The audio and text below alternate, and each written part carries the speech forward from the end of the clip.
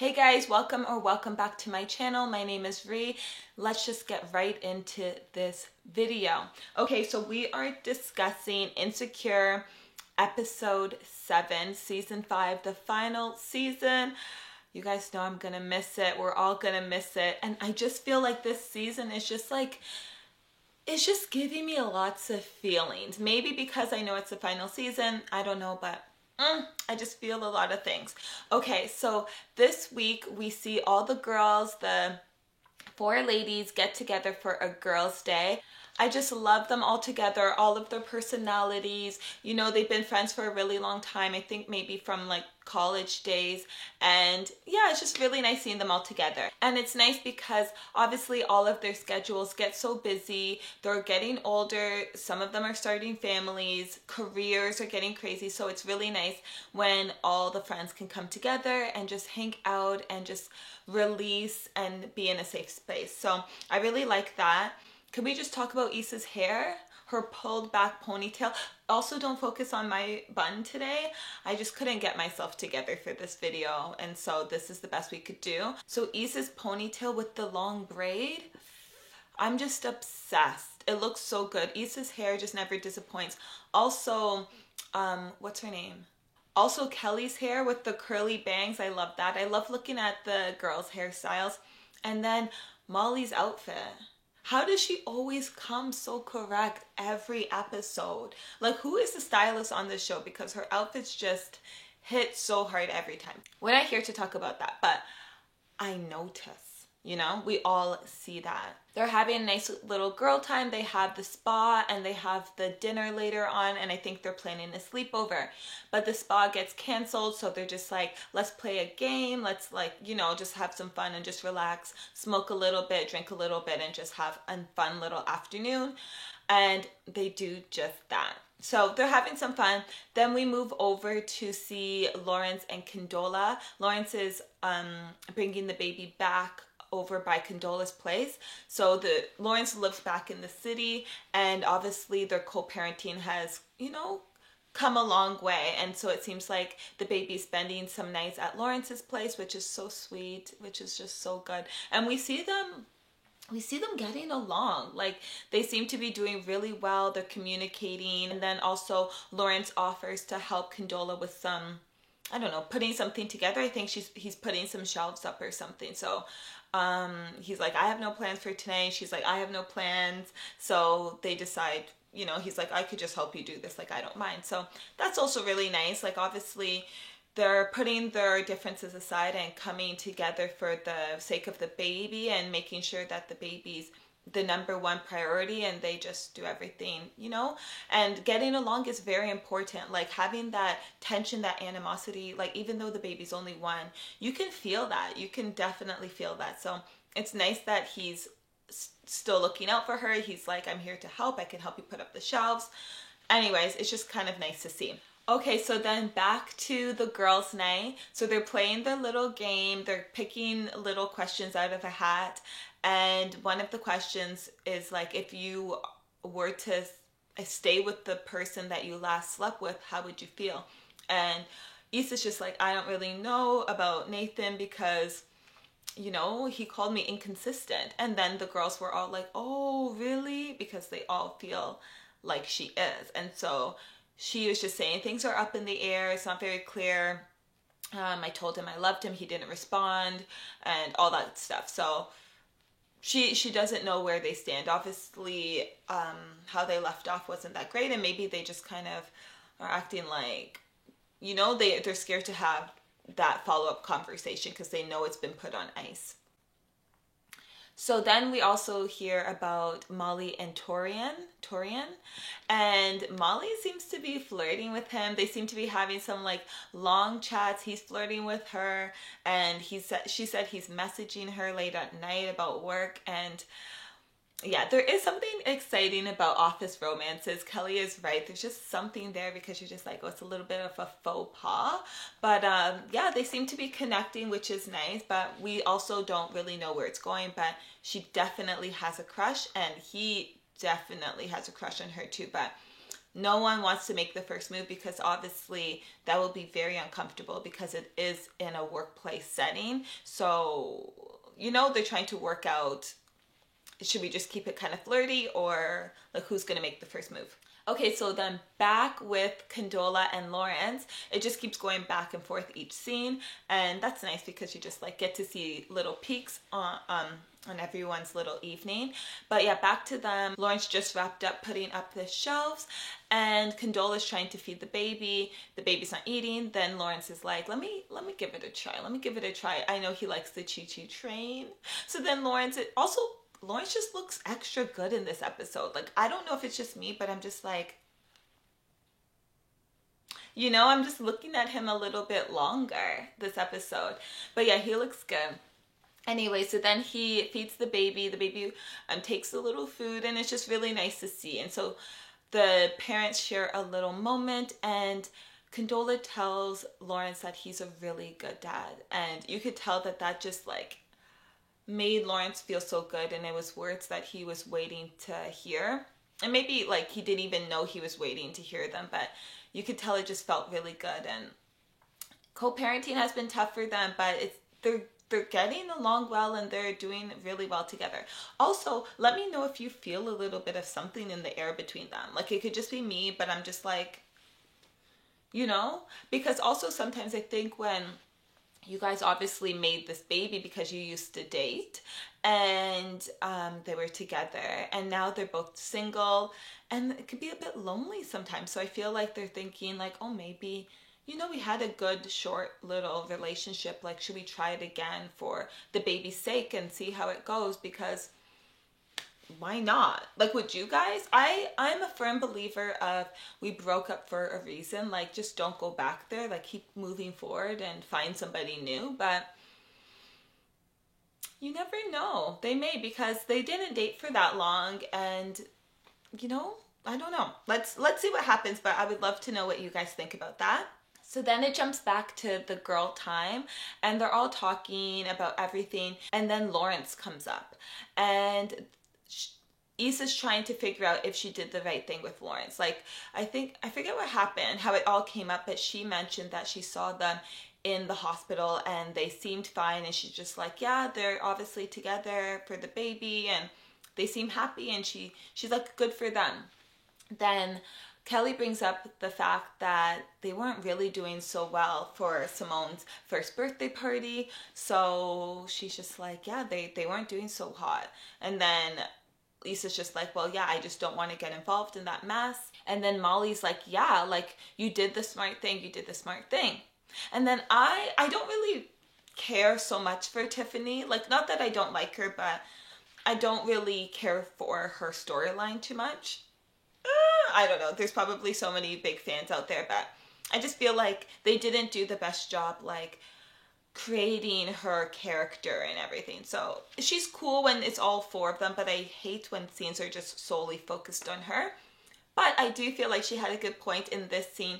She said, doing the right thing just needs to make sense for you. It needs to feel good for you. So she's not sure that Issa did the right thing letting Lawrence go. She's thinking, you guys, I think she's rooting for them. She's rooting for them. Everybody's kind of feeling different ways, but I think she thinks that Lawrence and Issa should have stuck together, and that a baby shouldn't have been the reason why she let him go. But Molly firmly believes that she did the right thing. And Issa's undecided. Issa's thinking, my relationship right now with Nathan is just like not going, like, you know, it's kind of seems like strange. And she still has that love for Lawrence, which, your first love, man, that you don't really get over that easily, right? Okay, then they also bring up Daniel. They bring up Daniel, I think, in that whole conversation, and it's like, who would you sleep with if you had to sleep with the person's one of their exes? And they all seem to want to sleep with Daniel. Well, Molly picks some random guy that we don't know, but they want to sleep with Daniel. And I'm like, ooh, Daniel. Ooh, Daniel. Who remembers Daniel? I wonder if they're going to show him again this season, because he didn't make an appearance last season for season 4, but it'll just be nice for him to come in and show his little face, you know, at least for like a little cameo. We also find out, I don't remember when, I didn't write it down, but Dro calls Molly. Molly doesn't answer the phone, but Dro calls her. So we haven't seen Dro last season either, so I'll be interested to know what he says, or if she even calls him back, because maybe she doesn't. So a lot is happening during this girls' night, and I'm liking it. I'm like listening like this. I feel like I'm having a little girls' time with my friends. Okay, so then also during this game, things are just flooding out of these ladies. Things are just pouring out, and Tiffany lets it be known that she is moving to Denver. That Derek got a job in Denver, and he also has a lot of family there.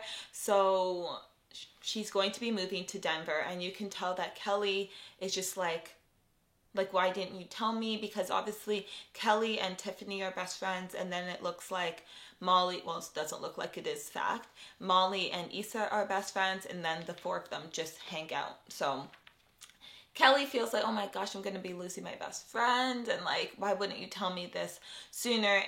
And Tiffany says that because it would be real. If I told you sooner, it would just feel more real. So yeah, and then she's also a bit nervous that she's going to, you know, go through postpartum depression again, because she had a really tough time handling it the first time, which they took the final episode of that season to focus on her depression, which is obviously very important, but did you have to take the last episode to do that? But anyways, yeah, so she's going to be moving, and then they said that they're still going to be friends. They're all going to stick together. They're going to stay friends. So, and they'll be there if she needs them. They'll take the next flight to Denver. And so I thought that was so sweet. It's just so nice seeing women support women, and I love that. There's nothing better than a group of girlfriends. Okay, back to Lawrence and Condola. They're having a heart-to-heart. Lawrence shares that Elijah is the best thing that's ever happened to him, and so he's so grateful that Elijah's in his life, and he just loves his little baby boy. So that was really nice for him to share with Condola, and Condola is grateful that he shared that as well, because, you know, she was feeling like really confused and had no idea how things were going to pan out when she was pregnant, because obviously Lawrence told her, like, I don't want this baby, like, I don't want this baby, why did you do that, like, why are you going to do this? And that's when she told him she was pregnant.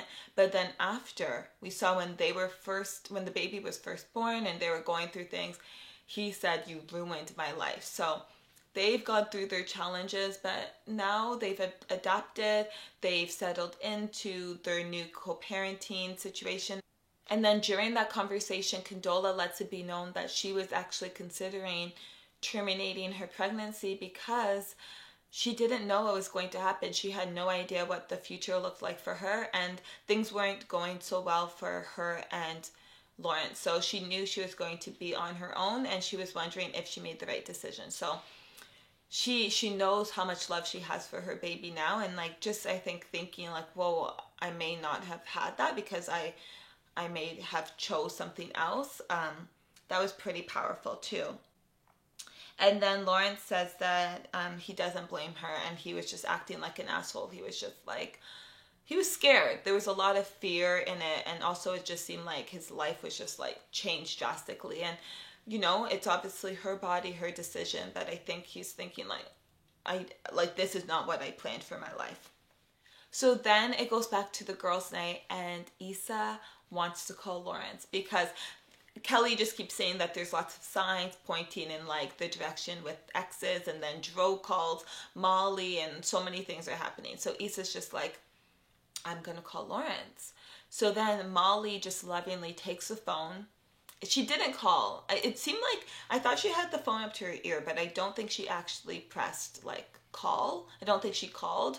But Molly takes the phone from her, and she's just like, this is what Nathan is talking about being inconsistent. Like, she's just like, you're drunk right now, like, I don't know if this is the best idea, but if you feel like calling him tomorrow, you think on it, you sober up, then call him tomorrow, but this is not the right move for you. And I just love how she said that in such a loving way, because Molly usually gives like really tough love and almost like in a judgmental tone and just like not very nice. So she's always like, oh, you like to be messy, and she's just like a bit too harsh. But with this scene, she definitely says it lovingly, and she's just like, don't do this. And Issa takes her advice, and it's just really nice seeing that moment of just growth for both of them. So Issa doesn't call Lawrence.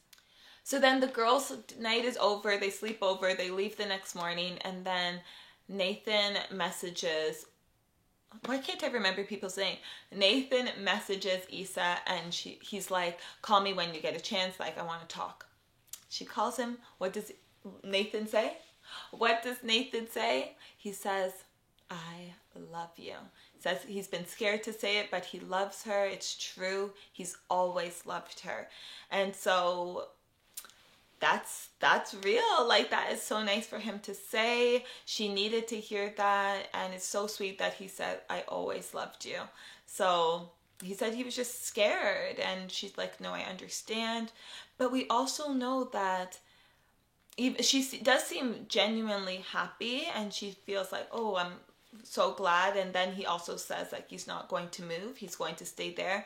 But we do know that Lawrence is on Issa's mind. So what is going to happen next? Because he's on her mind. You can't deny that. So they hang up. She's doing some cleaning in her apartment, and then her phone rings. It's Lawrence. It's Lawrence. But she does not answer. But even though she did not answer, that doesn't mean that they're not going to have a moment and speak. They can't end the season, obviously, without them having a conversation. So we know it's coming. It may come next episode. There's 3 episodes left, so we know it's coming. And I just don't think it's going to end with Nathan and Issa. I just don't think it is. So I'm interested to know how you guys think it's going to end. I would love for everybody to just say how they feel, what they think, and yeah, we'll see if anybody's right. Okay guys, thank you so much for tuning in for this recap, this review, and I will see you next week. Bye guys.